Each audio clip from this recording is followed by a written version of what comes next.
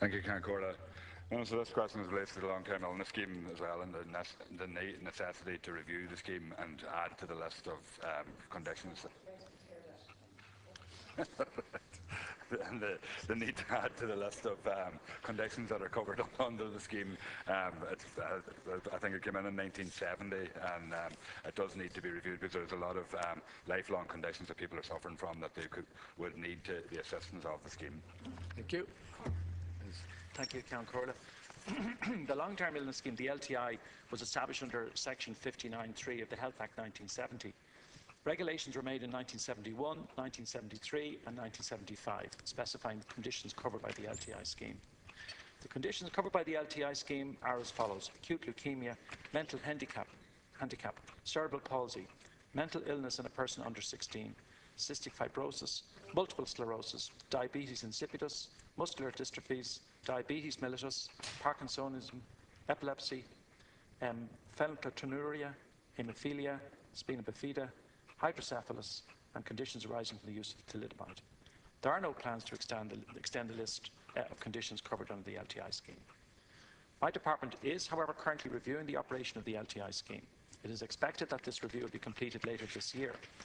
However, there are no plans to review the scheme along the lines of the work currently being engaged in by the expert panel recently established by the HSE to review eligibility for medical cards. Under the drug payment scheme, no individual or family pays more than €144 per calendar month towards the cost of approved prescribed medicines. The scheme significantly reduces the cost burden for families and individuals incurring ongoing expenditure on medicines. And of course, the introduction of that scheme postdates the LTI. In addition, people who cannot, without undue hardship, arrange for the provision of medical services for themselves and their dependents may be entitled to a medical card. In the assessment process, the HSE can take into account medical costs incurred by an individual or a family. Those who are not eligible for a medical card may still be able to avail of a GP visit card, which covers the cost of GP consultations. Deputy Pringle. No, so I think there is a need to extend the scheme. There is a number of conditions, for example, like Crohn's disease, colitis, where people have lifelong conditions with ongoing medical costs involved with it.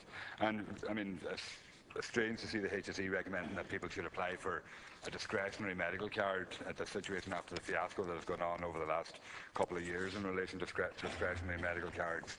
And the long-term illness scheme would provide relief for those many people. And there's also people with dementia, Alzheimer's, that have ongoing costs that could be covered by the scheme if the scheme was brought up to date and modernised, and would be of great benefit to those people and assist them, rather than having to put them through the process of being means tested and assessed through the medical card system. Their actual condition could be looked at, and the benefit from the scheme could come from there. So I think it should be reviewed, and this list of conditions should be increased. Well, the situation, the very real situation faced by people mentioned by Deputy Pringle who have an illness, long-term illness or a medical condition, and who are above the means test for the medical card, that's now going to be addressed in the new policy shift signalled by Minister Riley and the government last week, which is based on a review, involvement now of an expert panel, and a paper and decisions in government later this year, which will address the issue faced by people, the very real issue that I agree with Deputy Pringle on, faced by people who, although they're above the means test limit for a medical card, have a continuing medical condition where they need access to services. And that's precisely what we're doing in respect of the decision that the government has made. And we will certainly, the government will certainly revert to the Oireachtas in due course as to how that will be addressed. And that will actually cover in large measure, it seems to me, I would suggest to the Deputy, the issue that Deputy Pringle is raising. That rather than actually adding new illnesses to the LTI scheme, by the way, nothing has been added to that since 1975. Rather than going that route, let's now look to what the government has now determined, which is to see how best to incorporate into the medical card system and the GMS system persons who, although they're above the income limits, perhaps in some cases substantially above the income limits, in many cases not so much above the income limits, but still they have a medical condition and illness which is a problem for them. And that's the real difficulty that we have been, I suppose, struggling with in recent months, and the government had made decisions, clear decisions on last week in relation to a policy shift. Will you bring it? Minister, maybe in relation to the expert review, you'd clarify whether, are they going down the road of a long list of illnesses, or are they going down the road of looking at the medical need of a person in terms of deciding? So, I mean, if they go down the road of looking at a list of illnesses, we'll be in the situation again where illnesses will be left out and people will will be outside the system again, like the long-term illness scheme. So, I mean, will they look at actually what the medical need is of a person rather than the having a prescribed list of conditions that they have to satisfy?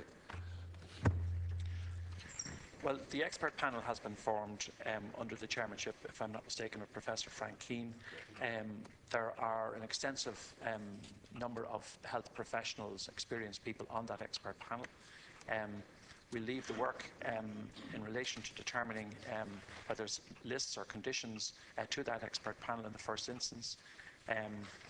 As I understand it, Count Corr, I don't want to mislead the House, I believe that terms of reference are currently being determined for the expert panel, and perhaps we'll be in a position to report back to the House in due course as to precisely what the terms of reference are. I think I'm right in relation to that, Count Corr.